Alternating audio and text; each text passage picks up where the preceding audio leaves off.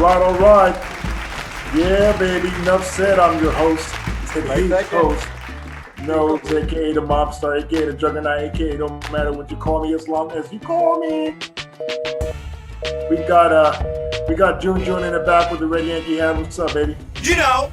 We got Bobby Digital with whatever the fuck you're wearing. It looks awesome. Estoy celebrando. I like it. Estoy celebrando. I like it. You're representing. We got my man B.I. Double, Biggie the Barber, aka Brutus the Barber Beefcake. You know what it is.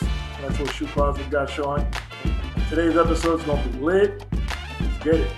Yeah. Hey, it's episode 6. We're on episode 6. Peace. Round 6. Episode 6. Don't forget to subscribe. You already know what it is. Subscribe, please. Yep. Go ahead and subscribe. We got the Facebook page up. We got the Instagram page up. Working some things. Like you see right there, Biggie's wearing one of the t-shirts. He has a white t-shirt. Carlo's right there wearing the white t-shirt as well. Nuffsaid. Coming out soon. Nuffsaid. Just hit us up. We'll reserve some t-shirts for you. Represent the team. Started off today. If you notice, I'm wearing the Bernie Sanders mate, smoking a cigarette like I just had sex because today was a good day. Today was a good day. Yeah, since you mentioned Bernie Sanders, what was up with him? He looked like I don't know what the fuck he was wearing, but I like his steez, man. I'm jogging. He looked like he was on his way to the post office and forgot he had to go to inauguration. he left some cookies in the oven.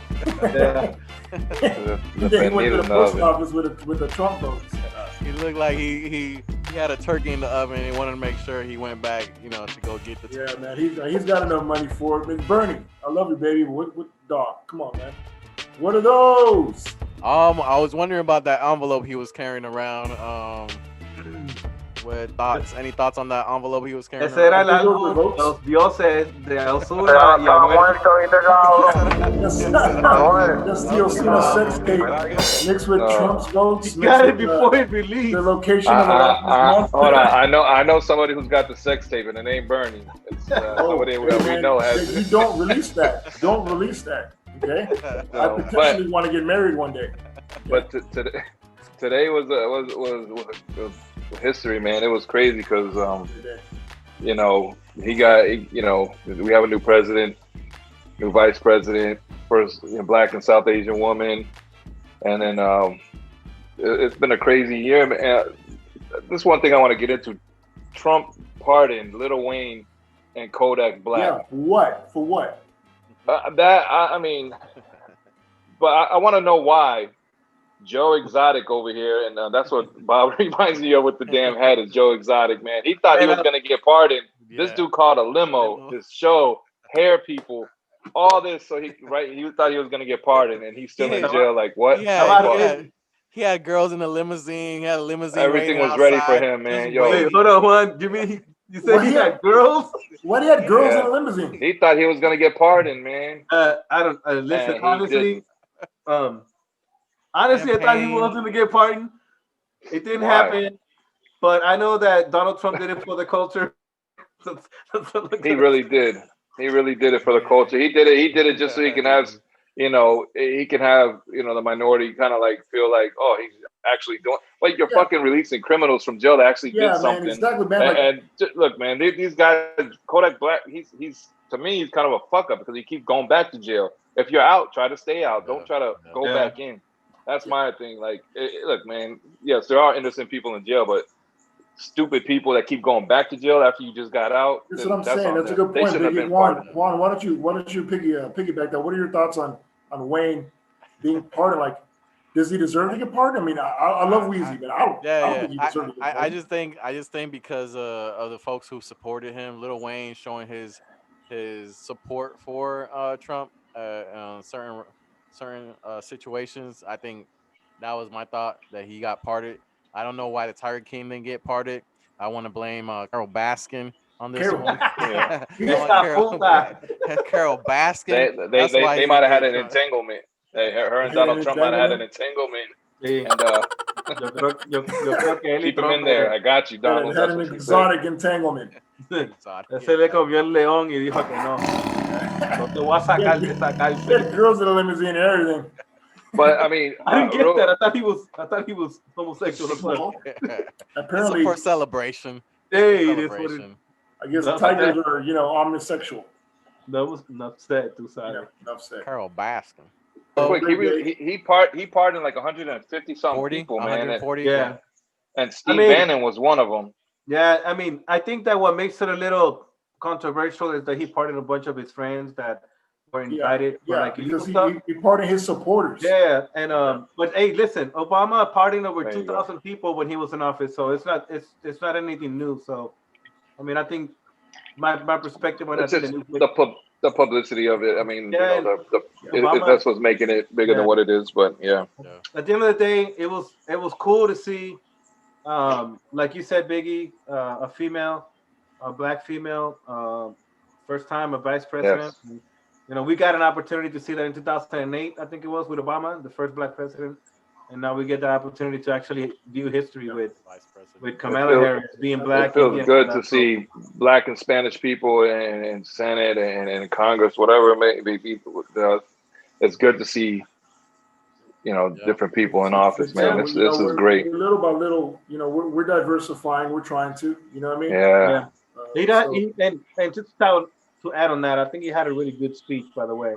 If I didn't get a chance to watch his speech, I thought it was pretty good. And typically when a president gets elected with so much drama behind it, they really do have like really good speech just to kind of get, the people fired up. And I thought it was really good, to be honest. So I think it was. I think Joe Biden.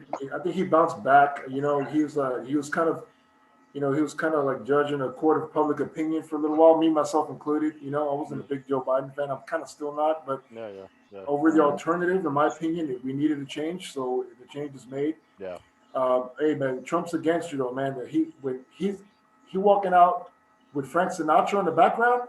With my way, now do it my way. So, okay, speaking of Frank Sinatra, what did you guys think about the performances? Because Lady Gaga came out looking like, what's that movie called?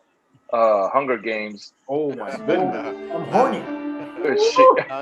But she did a good job though, right? Hell yeah.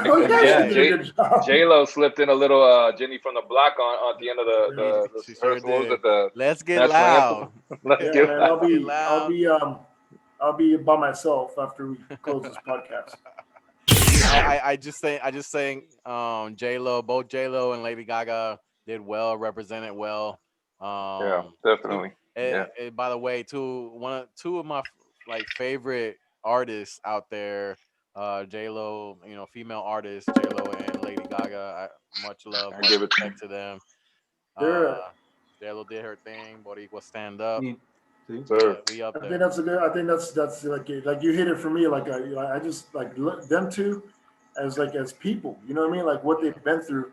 Yeah. You know what I mean? Like they've been through some crazy shit. They didn't really they're not people that were spoon-fed their whole life. I mean, they've been through mental struggles, financial struggles, all of that shit. To see them where they're at this age, stage in their career, still reinventing themselves, I half naked. But I like it. Yeah. And that could be a topic for another day. Just for example, the whole story with J-Lo, seeing her and not knowing her in living color, from those days coming up into what who she is now. Yeah. I remember those days. I remember there was J-Lo, there was this dancer named Michelle, and then there was Rosie Perez. Rosie Perez choreographed the whole shit, bro. Yeah, and those I remember being little, man, in the 90s and late 80s, early 90s, watching that show and be like, damn. Look up how much she's worked, man. That lady got dope. Like she fucking, you know what I mean? Who's that? Rosie Perez, man. She's fucking. So and check her out. Topic there. If you haven't seen Flight Puerto Attendant, Rican actors and actresses. Yeah, if you haven't seen Flight Attendant on HBO Max, check it out. Rosie Perez is on there. Is a good show. Yes, I'm telling you, I recommended that a while ago. If you haven't seen it, man, that's a good show, man. I binge watch it, but before I forget, shout out to the youngest poet to be in the inauguration as well. I can't remember her name. Black girl that came and did the poem. Man, that was pretty freaking cool as shit. Listen, at the end of the day, the diversity that this administration is bringing is fucking cool as shit, especially in the times that we're in right now. So unity can definitely go a long way. So enough said. I'm celebrating con el sombrero de vaquero. Si lo notas, la bandera de Amanda Estados Gorman. Unidos. Hey, Amanda Gorman, bro. Yeah. Respect. Put some respect on her name, Bob. Put some respect on her name. Nice. Another, enough said, tú sabes. Let's go ahead. Another shout out real quick to the Air Jordan 1s Dior that came out. Oh yes, yeah. Yes, sir. And they were talking about it. I was like, wait, who's wearing them? Who's wearing And Joe Biden's niece, I think, came out with some mids, some she has some Jordan purple mids or something like that. I believe. I don't know. Yeah, they were a Jordan tribute for women, something. Yeah, but that's dope as shit, man. Like, you don't think that was a marketing ploy, also trying to get trying to? Here we go. It's just the new generation coming in there, man, like, making a stand, bro. Yeah, it is. And I like that, Biggie. I like that you said that, and I think that you guys, that if you guys don't follow politics, I mean, I do. I know you guys know that I do hardcore.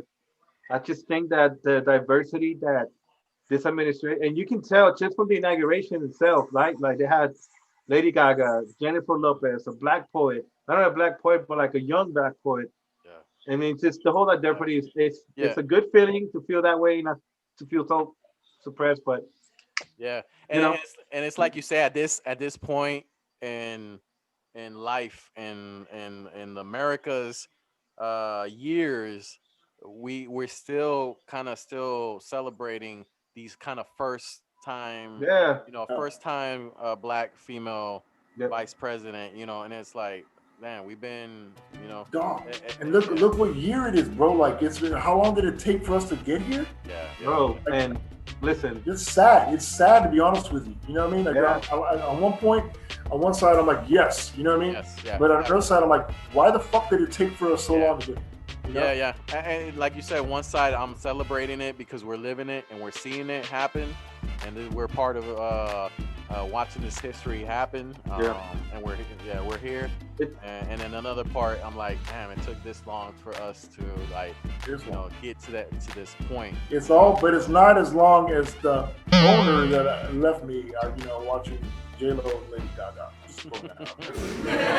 Enough said.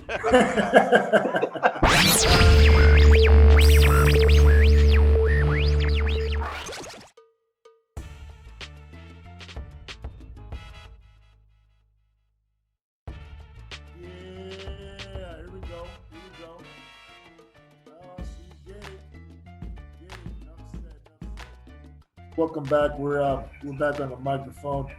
It's everybody's favorite nostril DJ, the Nostril Apostle, and I'm going to bring up a subject that hits kind of home because we kind of grew up when hip hop really took off.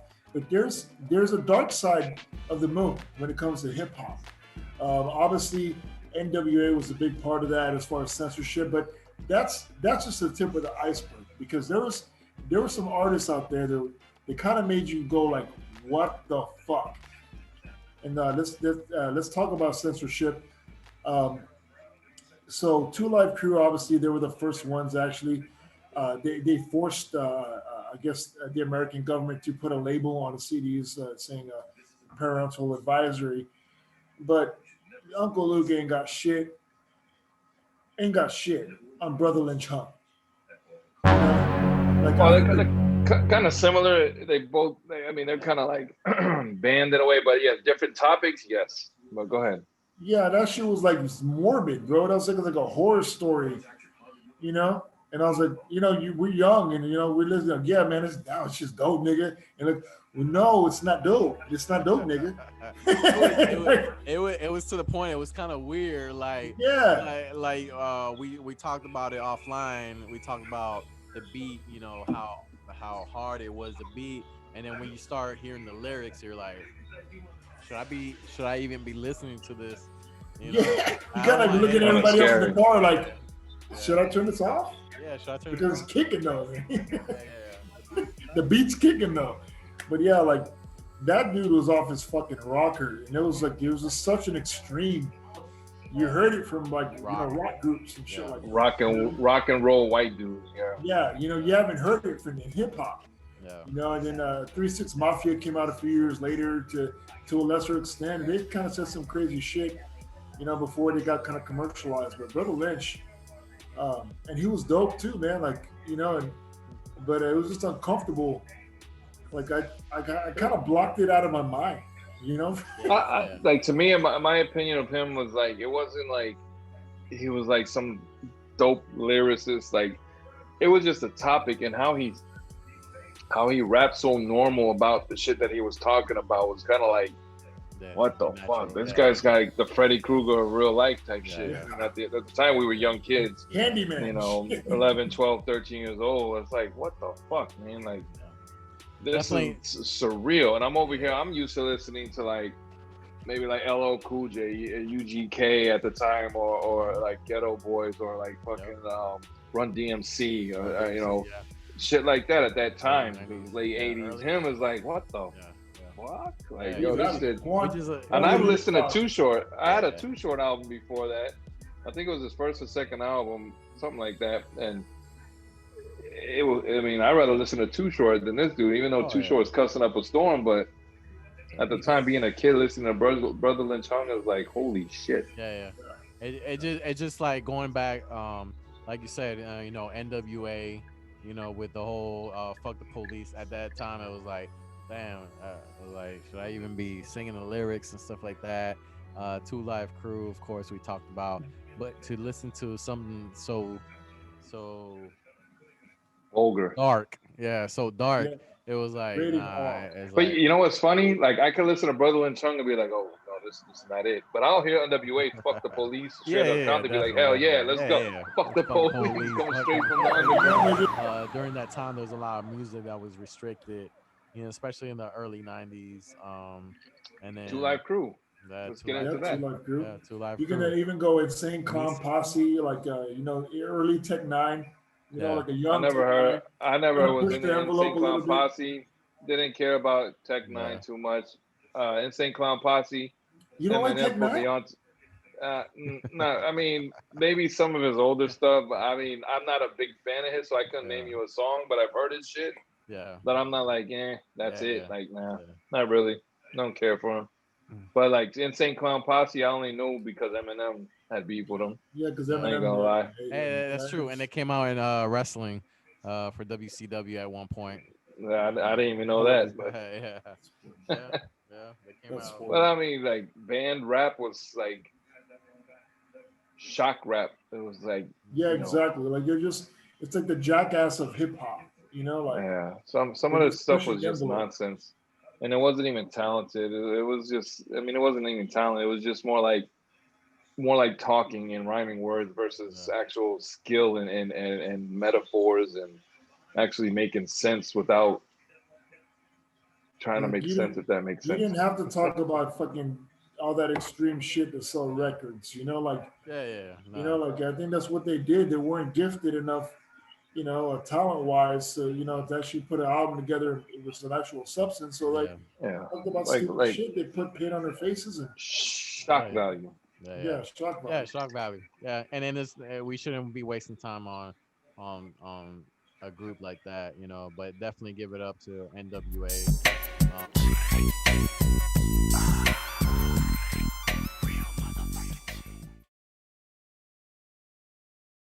So growing up from the West. Yeah, so growing up, I listened to come year 92, let's say year 92, when the underground really hit the scene. When I mean underground, I mean reggaeton underground. And I'm talking about Playero, the Playero mixtapes, Playero 37, Noise, all those tapes come out. But before that, of course, we had Vico C, you know, the pioneer of Spanish kind of hip hop. General. General, that was a different rhythm.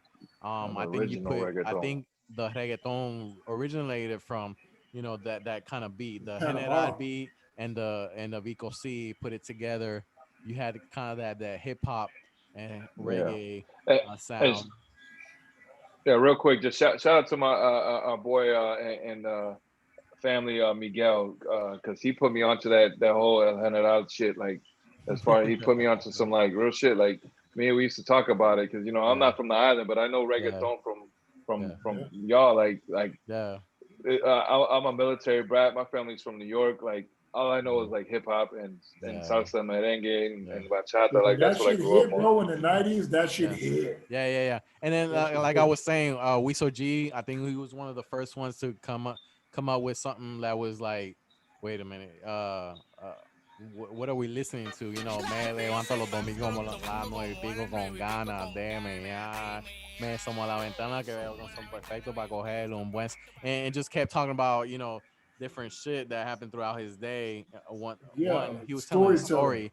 He was telling a story, but at the same time, remember being at Teresa was like, he was telling a story, but at the same time, he was talking about shit that was like real. And then after that, you hear the follow, I cruce, me tiré yo a pie, stuff like that. Playero came out, the noise came out. At one point, it was completely restricted. I'm talking about restricted, that they pulled them off the shelves, they burned them in front of the, they burned it in front of the stores because they didn't want anything to do with underground reggaeton or underground, because they used to call it underground back in the day. That they used to come to the schools. And if you had those tapes, like the cops used to come to the schools, if you had those tapes, they would pull them out, they would get them from your bags, and they would break them in front of you, just to try to prove a point. Intimidate you.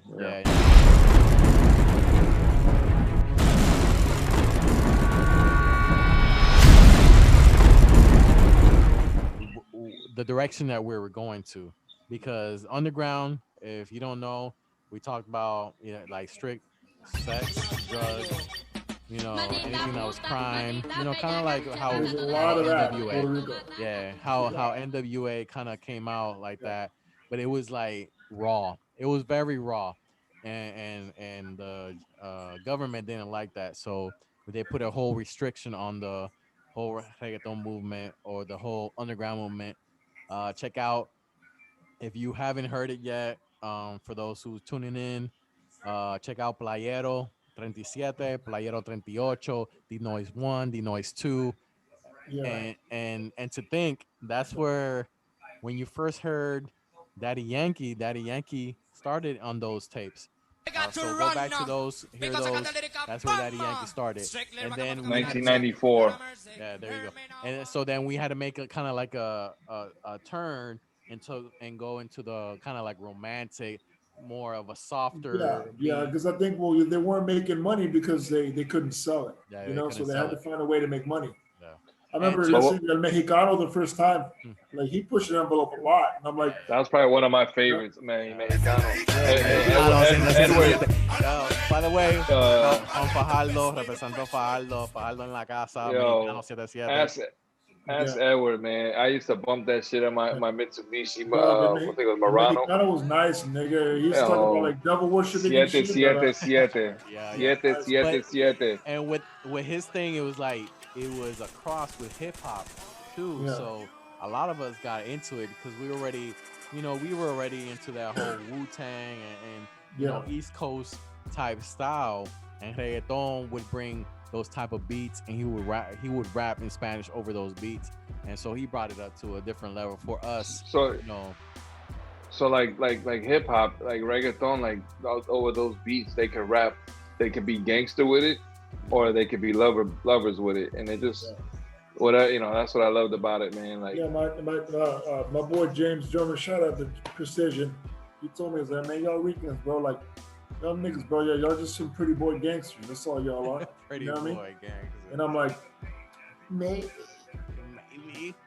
But hey, to quote Spike Lee, when he talked about in the big show with Fat Joe, hey, where did the hip hop come from? People understand this. Hip hop was created by Puerto Rican brothers and sisters, black brothers and sisters in the Bronx.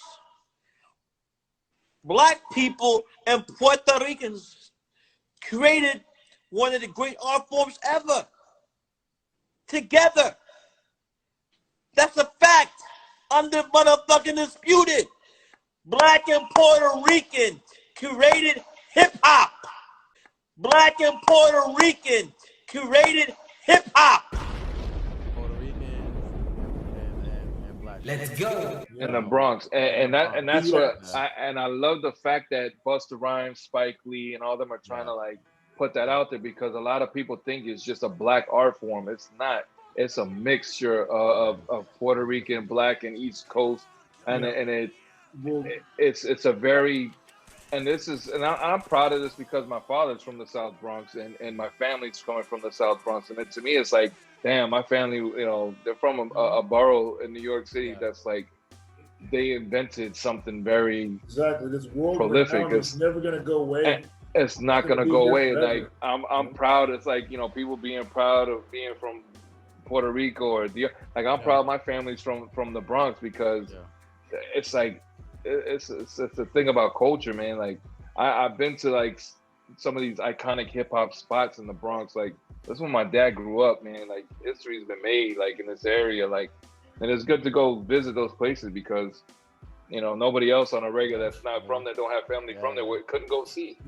And it's great, and it just people knowing that Puerto Ricans and blacks did this shit together collectively. It means a lot. You know what I mean? Together. Yeah, and I think you know, I think I had this conversation with a lot of people throughout my, you know, and it's the use of the N-word, right? And how it's accepted in the Puerto Rican community versus more than other Latin American communities, is because in the birth of hip hop, we were there, and it doesn't matter what color you were. You know what I mean? You're still a nigga because you lived that life. You grew up with, you know what I mean? You're a part of the culture. You're part of the movement. I don't necessarily agree with it to 100%, but I understand where that comes from, because when hip hop started, we had a very, very big part of it. You know, a very big part of it. So I'm glad, like it to me, I don't know about you, but to me, like, for me saying, yo, my dad, you know, he lived in the Bronx, you know, or where'd you go last summer? I went to the BX, versus going to Brooklyn or Manhattan or Queens. Like, there's something about the Bronx to me that's like, you say you're from the Bronx and people gonna look at you different, you know? I'm not from there, you know, but like, you know, it's, I have a lot of family there. Obviously, my father lived there for, you know, very long period of time, my grandmother. So, you know, and I loved it. I remember the smell, you know, it's just, it's different. It's a different life. It's different from going to Queens. It's different from going to Brooklyn. It just is. Crazy, real quick. Shorty and Wax, they used to live down the block, like on the same, I think it's Bainbridge Ave, from where my aunt used to live. And in the years that I used to go visit, they were there. That's kind of crazy. Like, we could have crossed paths, but yet we ended up meeting in Texas. You know what I'm saying? Like, you probably did, nigga. Little Eric's too short. You probably ran under your fucking legs. Didn't even know it. You know what I'm saying? That's pretty cool. But yeah, like Juan said, like we all have family. Even my homeboy, our homeboy Ovi. Yeah. I just met with him, you know, a couple of weeks ago around Christmas time. His dad lives in the Bronx. It's crazy shit, man. I know. Actually, close to the Bronx. He used to live in the Bronx. I think he lives in like the Upper East Side or something like that. I think Donald lived on the same street where my uncle lived. It was at White Plains Drive, White Plains Ave, some shit like that. White Plains, yeah. Yeah. That's a big street.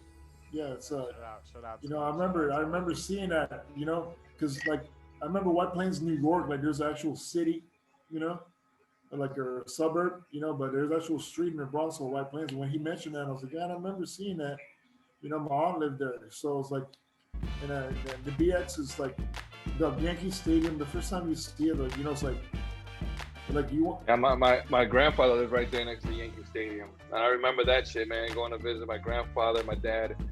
I'll go hang out with my dad downstairs. He would take us to the bodega, and you see Yankee Stadium right there. And then my grandfather and him will go down the basement of some little bodega, and then they'll play dominoes, and I'll be playing pool with my uncle or something. It's pretty dope.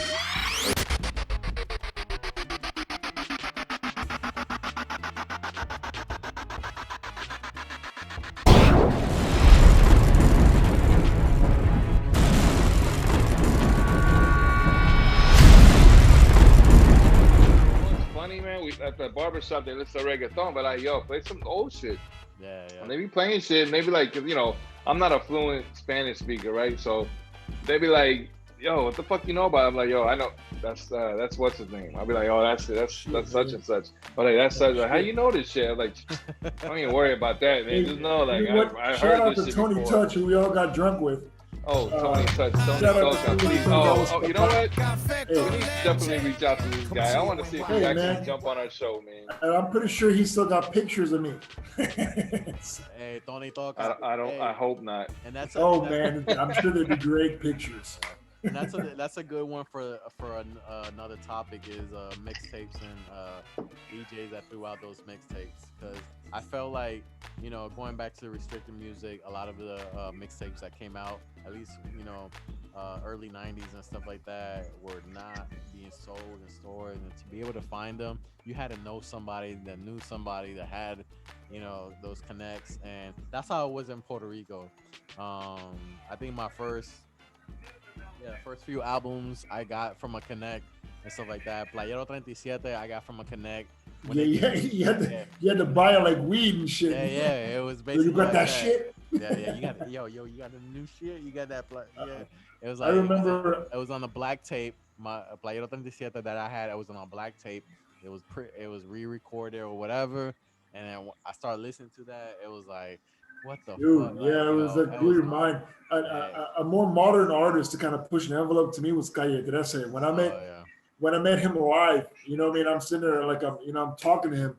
That dude up here was fucking like, wow. Like, I don't think I've ever met at that point in my life. I don't think I've ever met anybody smarter than him. You know, and I'm sitting there doing whatever we're doing with him. You know, like, and I was like, you know, like just in awe, like, cause like he was just totally different from what, you know, what I saw. You know, because he was a shock value guy too. You know, yeah, he was. Obviously, he didn't go to the extreme. He pushed buttons. He did push buttons. Like when I just sitting there talking to him, you know, drinking with him and shit, you know, and like, wow, like you're the smartest son of a bitch I've ever met in my fucking life. Like that's how smart he was. And he, at that time he had that crazy fucking haircut, and he had like fucking a one contact lens all crazy. You know, like he pushed the envelope tough. Like, he did not give a fuck. But it was all for, like, you know, it was like, you know, it's to sell records. Because you know, the man behind you know, the rules was there. That dude, he just blew my mind, bro. He blew my mind. And shout out to Calle 13, Residente, whatever your name is now. I don't know, you know, what you call yourself now, but the game misses you, man. Like, come back. I want to hear some music. No, he has some stuff out there, and you got to listen to the one hit. His song is called René. I heard when he was like playing baseball. Right? Yeah. With his son. It kind of brings you back. And you think about, damn, those moments and stuff like that. But definitely, big shout out for just to finish the topic on the underground. I want to give a big shout out to DJ Playero, DJ Ruben, DJ Nico Canada, my homeboy, DJ Eric, DJ Eric, DJ Joe, Eric, give me one time.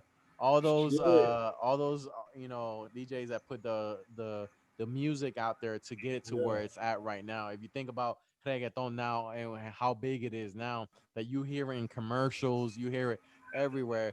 But I definitely want to give that shout out to those pioneers that started it, the DJs, and of course, you know, the Wiso G, the Follow, the Repirings, the Michael Emanuel, fucking who else? Baby Rasta y Gringo, because they started from back then. Evie Queen, give a shout out to Evie Queen, you know, female that put that game up there, and of course, the king, Daddy Yankee, that to this day, from 92 that he started, you know, in the reggaeton scene, he's still on top of the game and still doing his thing. Daddy Yankee, big shout out, yo, you are the king. Let me ask you this. Let me ask y'all this real quick, man. I know y'all listen to more reggaeton than me. I mean, I listen to reggaeton and all that, but not on a regular basis. So, what is the new reggaeton kind of like what hip hop's at right now, where the new artists are kind of like and the older artists are kind of like still the best to you, or no, it's like hold on real quick, hold on, or are the like the newer reggaeton artists kind of like, are they actually taking over, like they're actually doing the job and paying respect? No, and the reason why I'm saying that is because hold on, before you answer real quick. The reason why I'm asking is because I think the newer reggaeton artists they respect the culture, they pay more homage to the culture, and they respect like the Bad Bunny is paying mad respect to Daddy Yankee. And that right there is what we, to me, in my opinion, what we don't have in hip hop, which is a disgrace to me. Like hip hop, video with just him talking bullshit with Teresa in a fucking kitchen for like an hour. Yeah. You know, I couldn't look away. You know. Yeah, but definitely, that's a good comparison. The way that the new reggaeton artists they still give a shout out pay homage to the the old school, and they still try to put them on there as well. There's been songs like Bad Bunny put Javia in his last album, put Javia, put it in his album. Jordi Grandi's still doing things. I can name of so many that are still kind of like new artists are bringing them into their music because they respect them. Yandel is still doing stuff with them. And I think it goes to a level of accountability too. I mean that tells you what the culture is like in PR. Like you can't do something without, like you can't be on a street corner without paying a due to somebody. You know what I mean? Like it's the same concept. It's a very, it's kind of sad at one, to a certain extent, because that's like you kind of have to, like if you're just like growing up in on the northeast side here in San Antonio, northeast side, like you're not going to just walk away. You know what I mean? You're just not going to blow up and not tell people where you came from. But at the same time, it is refreshing because I do want to see those old artists out. But the talent is so much better as far as the evolution of reggaeton versus hip hop artists from the 90s until now is because of that. Because like they never forget where they came from, and what made them great, and there a lot of it's better to me. You know what I mean? Like I mean the talent, like bro, like every song that's on the radio, I'm like, that's dope. Like that's dope. Yeah, it's dope, and that's just the radio shit. That's not even underground. Exactly. And then to this day, we're still listening to remakes of songs that they've made like a while back, but they're bringing it back, and people are listening to now. They're like, oh shit, that reggaeton, not knowing that it was a made song already from and if you remember 90s hip hop, 2000s hip hop, that's what they did. They brought out old shit. Right, to pay respects, to the older generation, older artists, and that made it hot. Yeah, you don't really see that. And that's mad love. That's mad love. And like you mentioned earlier, mad respect to those who created the movement and kept pushing for the movement. Because when I got when I got to Texas back in '96, I remember I had recorded videos. I had recorded videos of songs, Chesina, all Baby Rasta, all those feet. We chuck it dum dum. Yeah. And Richard, Mofongo, I used to go up to shout out to Mofongo. I used to go up to his apartment and stuff like that, and I would put, hey yo, listen to this, because at the time I came in during the summer. He was the only one I met. I was like, hey, yo, you gotta listen to this. And, all he could see was the videos of the girls shaking their asses and stuff like that. But I was trying to put people on this stuff, and now here we are, 20 plus years later, and it became a movement. Reggaeton is a movement. Reggaeton is everywhere. But that's the greatest thing, man. Like following a culture and not expecting the greatness that comes from it when it's time for, like, you don't realize, like, damn. I mean, I'm like when hip hop, like, when you heard your first, or you bought your first hip hop CD or reggaeton CD, then 20, 30 years later, you're like, damn, this shit came a long way, and I'm still a fan. This is great. Like, this is the best shit ever. You mentioned it earlier, Biggie. Fucking UGK, bro. Like I could bang that fucking whole CD from front, back, inside to side. Bang, bro, bang. One day you're here, bang, bang. Then you go. Hey man, You that had was probably the when I Isley first got Brothers? to Texas. When I got to Texas, that was probably one of the first CDs. I think my sister got it. She bought that CD. I don't know how. Yeah, because I didn't buy no CD. That probably was my sister. She had UGK, and the first Southern CD I think I bought was Outkast. But I used to bump them shits in my dad's stereo at home, man, when nobody was home. Shit, man, the whole album Players was Ball. banging, bro. UGK and Players Ball. Yeah. All the players play. No. Southern was Southern Cadillac playlistic ballers. Yes, that Some album shit. right That there. one. Southern Playalistic Cadillac Funky Music. Hallelujah. I do things a little differently than I No. used to because I'm a player doing what a player do. Hootie hoo. Follow the freak from the funk, whatever the fuck they said. Classic album.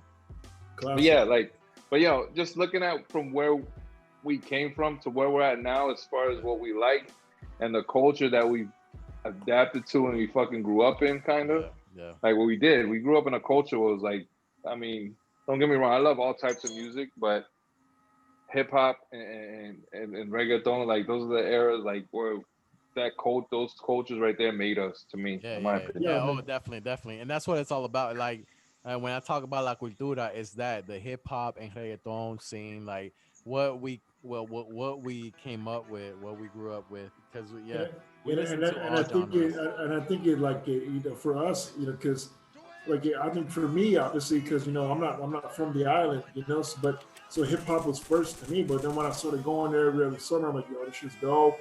And this is hip hop, but it's Spanish. And it's Spanish, Then it started putting reggae beats behind it. Boricua Guerrero. Oh, Yeah. that. Hey, Come on. That right there was the bridge that unified both cultures. If you ask me. If you haven't gone back and got to hear Boricua Guerrero, it was a crossover album. Shout out to Nico Canada, my boy. We were in the army together. When this dude came here, I was like, man, I know you from somewhere, and I had seen this dude from somewhere, and he was like, no te recuerda, and I was like, man. And I was like, oh, he was like Nico Canada. I was like, oh shit, this motherfucker was a DJ up in Puerto Rico. Anyways, he joined the army and we became friends and stuff like that. But he was one of the DJs that created Boricua Guerrero. Boricua Guerrero was a cross that reggaeton and hip hop did. You had Busta Rhymes, you had Nas, you had Big Pun, Q-Tip, Big Pun, Fat Joe. Like it was a big deal. But I think it was ahead. It was a big deal. It was ahead. It was a double-sided tape, right? Yeah. They had the hip hop side and the reggaeton side. Yeah. I remember that shit, bro. Yeah, that I think it was way ahead of its time. It was way ahead of its time. Yeah, if you haven't heard it. It came out like 97. No, like 96, 95. 97. I think it was 97. It was around that time. 97, right? Okay, so because I think like DJ Dicky had come out with one similar like a year before. So real quick, I joined the army in 2001. I got deployed to Iraq in 2003, 2004, and I got out in 2005. So I did three deployments. One was in the end of 2002 was a brief stint. It was only like a month, but the other two were in 2003, 2004.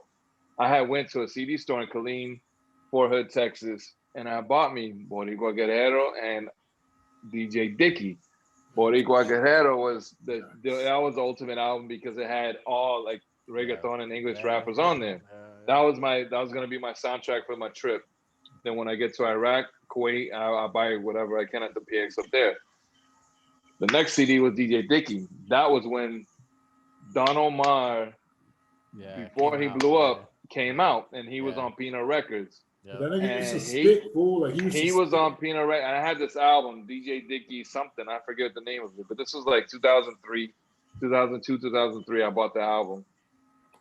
And these two albums right now were just the dopest shit. Those are my soundtracks, like going to Iraq and Kuwait. It brings it back to that. Yeah, man. Yeah, so I remember. You can probably smell the fucking, the plastic on that tape, bro. Like. Yeah, so I remember that shit, man. And I remember being in Iraq. They had like a makeshift base in the middle of the desert, like just crazy shit. And because I listened to DJ Dickey's shit a lot and all the songs on the album, and then I had Boricua Guerrero and all that shit, I listened to that. DJ Dickey was evolving, and he was putting out artists. And then I had bought me Evie Queen album, and probably the best albums she probably ever came out at that time. And then Don Omar, and I'm like, oh shit, Don Omar, he fucked with DJ Dickey, so I bought it, and that was the classic album, Don Omar album. That was like the classic album. The album that Don Omar like put him that to this day above Daddy Yankee status at that time was like I think he was like the kind of the Drake of his time. Like he started harmonizing. He used to spit, bro. When he started harmonizing more and more, I was like, but then like you listen to it like that, it's just dope. You know, pobre puta. But when I got home, when I got back to the United States, real quick, Looney Tunes, Maslow Part 2. Nice. But you couldn't tell me shit about that album. I knew that album in and out, and I went to the Spanish clubs in Killeen, Fort Hood, Texas, baby. If you were there from 02 to 05, 04 even, you knew about Club Access, and you knew this Looney Tunes was getting played. Side story of my friend Eric the barber over here. Okay, so he doesn't know a lot of Spanish, but let me tell you, I've seen him at the salsa club and Headache clubs. He knows every fucking song in fucking Spanish. Okay, goddamn right. He asked me if I'm gonna have a conversation with him. You know, more than 3 sentences long. It's gonna be hard. You know, habla mucho. Hey. I told you, all I have $5. Papi, I live on a 5th floor. I don't want you to fuck home. Enough said. Anybody that knows me knows what it is. I think we can go on and on with this topic, and I think we will continue this topic because it's an interesting topic. Just the evolution of the music. And we're missing Bob too, so that's.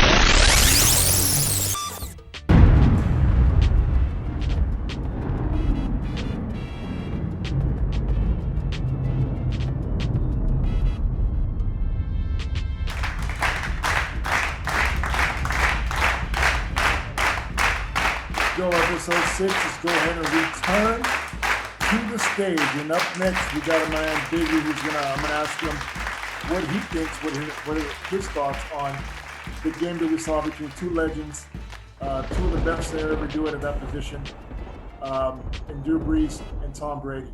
And what happened during the game, how the game played out after the game, and what Drew Brees' career meant to you. He grew up right down the street from here, from where we grew up here in San Antonio. In Austin, right? So, he was kind of our age. So, what he meant to you, and, where does he rank as far as the era of being a quarterback? But thanks for putting all that pressure on me, because I was a little tipsy watching that game. I watched the first game, Browns and Chiefs. It was a good game. But as far as two legends, Brees and Brady, two guys. Somebody had to win, man. Somebody had to go home, man. And it was a great game, man. I don't know what to say. I'm a fan. I'm more of a fan of Brees than I am Brady, because he always beat my Jets. But we're not gonna go there. But Brady, he proved a lot to me. I always gave more props to Belichick, but when he went to Tampa Bay and to put him in the position that they are now, that says a lot about a quarterback. One guy. Even though he's a little bit more stacked on this team than he has ever been, I think. Yeah, he's got a defense. And he has defense too. And still, man, that's kind of I don't know. It's like just a great spot for him to be in. But anyways, it was a good game. It was. I don't think it's Brees' last year. I think he's gonna come back for one more. I think he's gonna give it a. He hasn't said anything yet, right? Huh? He was a little bit banged up. I think he missed a few games in the middle of the season. So, you get we'll to that see. age, you don't wake up the same. So, no, but he can still perform. He's still performing at a level that, you know, if you look at his stats throughout the years, he still, compared to other quarterbacks, he still has, you know, some gas in the tank. He's not top It's not. five anymore, but It's not. It's not like he. I don't know if he was ever top 5 though. He was. Quarterbacks. He I was. think he was You talking probably about like top 2 or ever 3 or for a like couple years, recent? you know?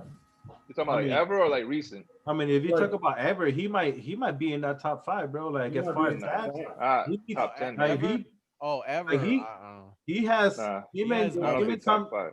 him and Tom Brady were like switching back and forth this year on most touchdowns by quarterbacks. You know that, right? Like Drew Brees would pass him, and then Tom Brady would pass him.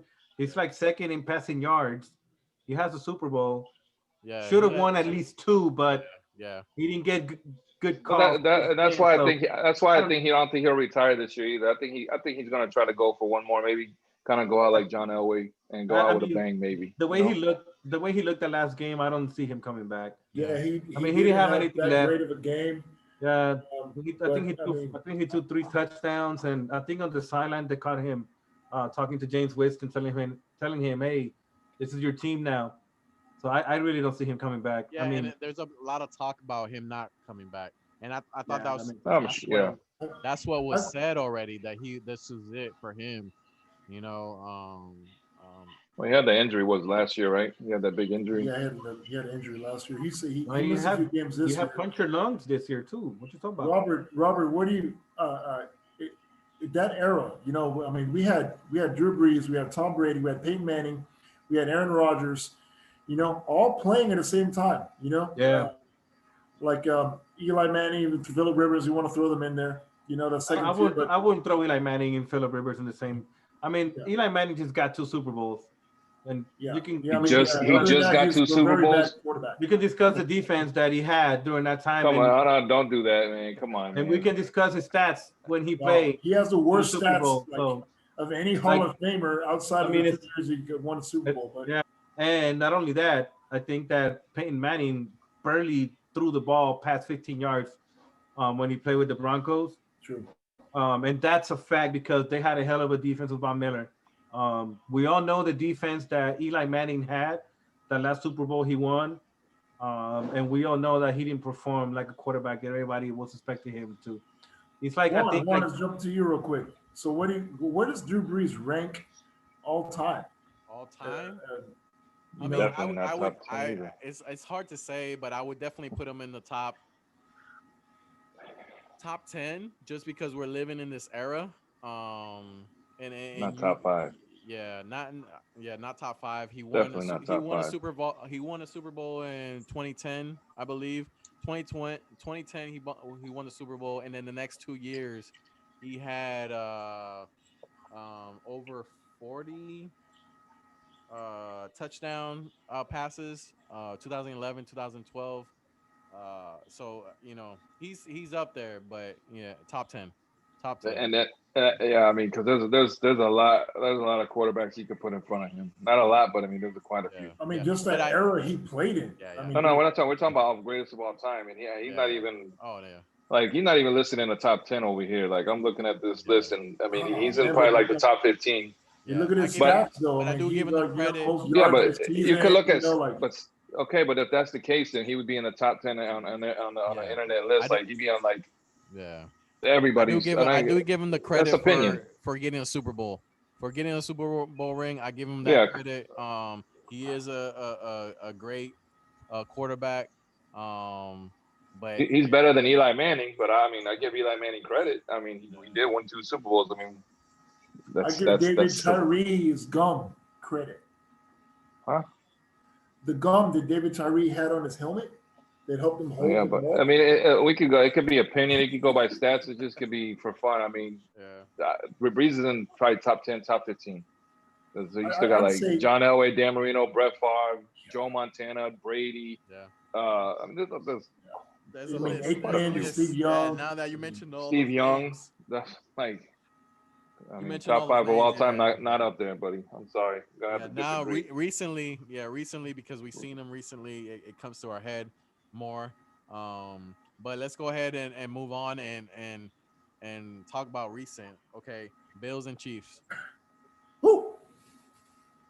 I got Bills. I'm sticking with my pick. They're tough. They're tough. But hold on. Wait a minute. Mahomes is still out. He's still not out, but he's still on concussion protocol. So if he doesn't play, it's a wrap. Yeah. Even though the other quarterback had momentum against the Browns, and he ran with it, and he was hyped, and he did what he had to do against the Browns. But the Browns kind of fucked that game up too. But not taking nothing from the Chiefs. Chime in here. What do you think? Bills, Chiefs. What you got? He said. Oh, Did you ask me? Yes. I'm gonna go with the Bills. I think the Chiefs looked like shit the last game. They were off for like 3. They were off for like 3 weeks. I think the Cleveland Browns could have. I mean, they're literally one tackle away from winning that game. So they were, yeah. That first down. And even with Pat Mahomes, I don't think they were moving the ball as well as everybody think they were. So they didn't. They only scored 17 points or no 22 points. Right? I'm going with the Bills. Yeah. I gotta agree. I gotta agree. I'm gonna go with the Bills. I think, especially if Mahomes don't play. If Mahomes don't play, then it's done. If they don't have Mahomes on there, they had momentum. They had when he came out. They still had momentum, so they were able to finish the game. But if they don't have him next game, it's done. And I don't. And to say we don't know where if he does come back, we don't know what his where he's at, like physically and mentally and just medically.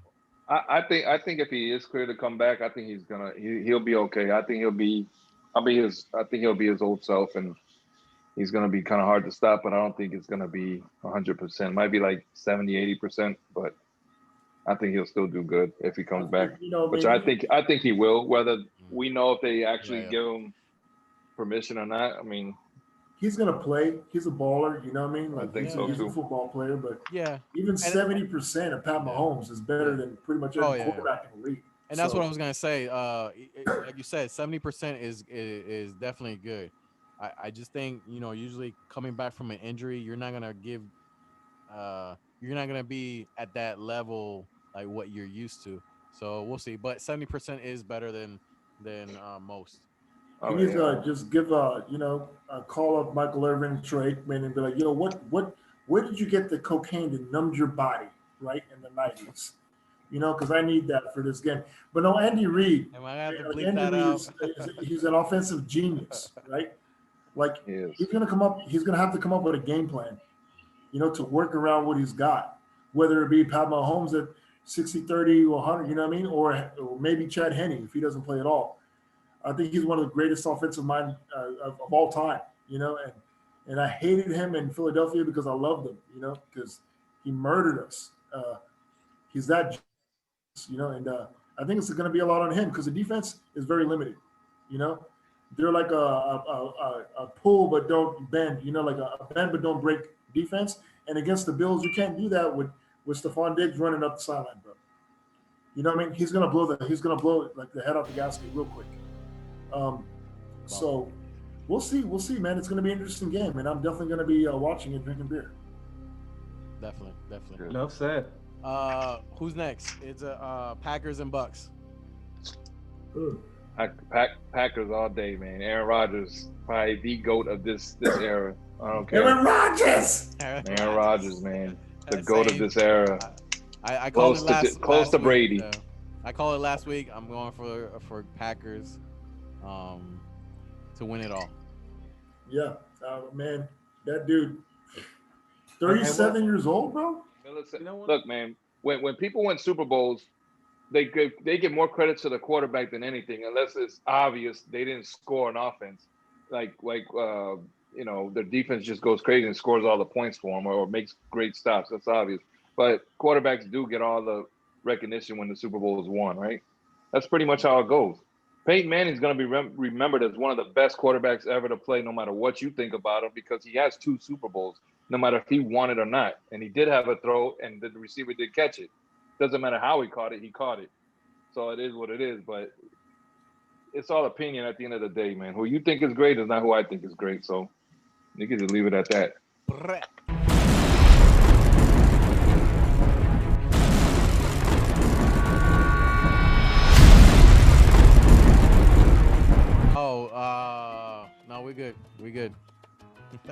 That's it. I drink to that. We're good. We good. I mean, drink I to don't that. know, like, I mean, Aaron Rodgers. I mean, I've never seen anybody play the He's a position beast, as good as he man. does. He's doing with nobody on his team. Yeah, but he never had a first-round draft pick of receiver. Like, you know what I mean? Like, then they got rid of his talent. Like, what, a couple years ago? Was it Judy Nelson, whatever the hell his name is? Dog, they never drafted a fucking offensive player in the first round, except for the quarterback this year. You know, like, that's ridiculous. The guy's he's ridiculous. I mean, imagine Aaron Rodgers in fucking New England with Bill Belichick. You know what I mean? Out there. Bob, did you say who you pick? Bucks or Packers? He said Cowboys. I had the Packers going to. Okay. Packers. Okay. Nice. Yeah. All right, enough said. So what we got next? Hey, so coming up next, McGregor, Conor, the notorious McGregor. This weekend, Saturday night. You know we're gonna be watching that thing. He's going against Portier. Party at my house. Yes, sir. Let's do it. We're going up to New Jersey. Let's go. Let's go. I'm down. Party. So Conor Both McGregor, is this a win for Conor McGregor?